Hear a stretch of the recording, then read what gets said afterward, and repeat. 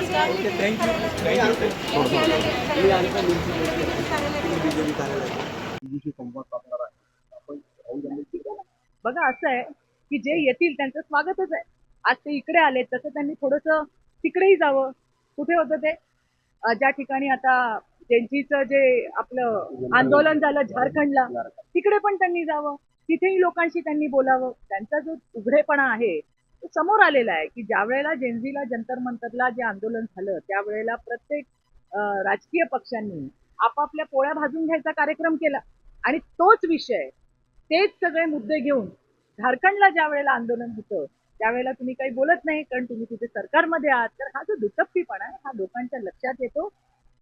बरं मला असं स्वतःला वाटतं पेपर फुटी आज नाही झाली, याच्या आधी पण कित्येकदा झाली आहे. भाजपचं सरकार नव्हतं तेव्हा पण झाली आहे.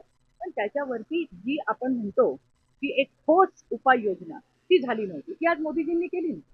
फास्ट ट्रॅक कोर्ट्स केले, कडक मध्ये कडक शिक्षा केली. तुम्ही काय केलं? तुम्ही आतापर्यंत या मुलांच्या या पिढीच्या भावनांशी खेळलात आणि त्यामुळे तुमच्यातला जो फरक आहे, तुमचा जो दोगलेपणा आहे तो लोकांच्या लक्षात आलाय. त्यामुळे ते पुण्यात येऊ, ठाण्यात येऊ का अजून कुठे येऊ काही फरक पडणार नाही. बघा असं आहे की आपण बघितलं की कशा पद्धतीने बोगस वोटिंग किंवा एकच मतदार इकडेही मतदान करतो आणि तिकडेही मतदान करतो. जे निवडणूक आयोगाच्या ज्या गाईडलाईन्स आहेत त्याप्रमाणे SIR गठीत झालेलं आहे आणि त्या पद्धतीने काम चालू आहे. बरं त्याच्यामध्ये त्यांनी असंही सांगितलं की सगळ्या पक्षांचे प्रतिनिधी पाहिजे. फक्त भाजप आहे का त्याच्यामध्ये? नाही. त्याच्यात उबाठा पण आहे, त्याच्यात काँग्रेस पण आहे, त्याच्यात शिवसेना पण आहे, त्याच्यात दोन्ही राष्ट्रवादी पण आहेत. त्याच्यामुळे प्रत्येक प्रतिनिधी तिकडे आहे.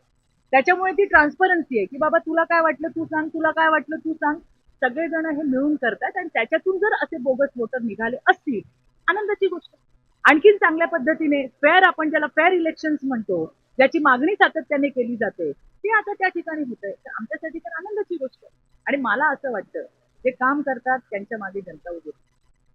आम्ही काम करतोय म्हणून आज भारतीय जनता पार्टीचं नेतृत्वामध्ये आज त्या ठिकाणी महायुतीचं सरकार. राहुल गांधी आता हे हे हे यांचे चोतांड आहेत सगळे. आमच्या मोदीजींचा नारा आहे, आपल्या मोदीजींचा नारा आहे कारण या त्या देशाचे प्रधानमंत्री आहेत. सबका साथ सबका विकास. आज या समाजांसाठी ज्या समाजांमधून खरगे साहेब येतात त्यांच्या समाजासाठी त्यांच्या सरकारने काही नाही केलं तेवढं मोदीजींनी केलेलं आहे.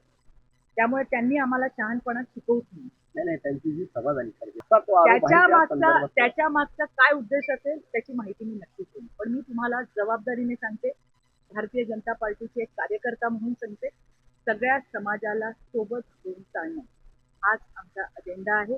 आज आमच्या सोबत सुद्धा माझ्या संघटनेत सुद्धा अनेक अनुसूचित जाती जमातीच्या महिला आम्ही एकत्रितपणे काम करतो आणि त्यामुळे असे बेछूट आरोप जे केले जातात ते शाळा आणि कॉलेजेसच्या बाहेर काही विक्रेते आहेत त्यांनी हे छोटा फोन तुम्हाला मी दाखवते.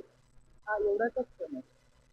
हा फोन आहे याच्यामध्ये 2 सिम राहतात, ड्युअल सिम, ब्लूटूथ पण कनेक्टेड आहे. तर ते फोन लावून देणे असे प्रकार चालू होते. तर SP जळगावचं मी कौतुक करेन की त्यांनी महिला आपल्या साध्या वेशातल्या आपल्या महिला पोलीस पेट्रोलिंगला सगळ्या ठिकाणी पाठवल्या. त्यांना हा विषय लक्षात आला की कुठल्या मुलांना फोन लावून देतात, मग त्यांचे पैसे ते घेतात आणि मग याच्यातनं आणखीन काही अनुचित प्रकार होऊ नये त्यामुळे त्या मुलींचं काउन्सिलिंग, त्यांच्या पालकांना बोलवणं याच्यासारखा एक चांगला उपक्रम त्यांनी केलाय. तर हा मी फोन सगळ्या SP आणि कलेक्टर्सना दाखवते की हा जो जळगावचे जे धिवरे म्हणून SP आहेत त्यांनी जे हे केलंय तर कदाचित असू शकेल की धुळ्यातही असं काही असेल तर त्याच्याबद्दलची पण माहिती.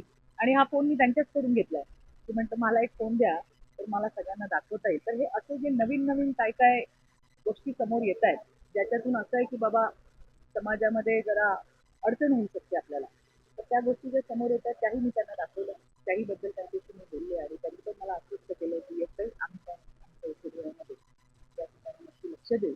अशा पद्धतीचे काही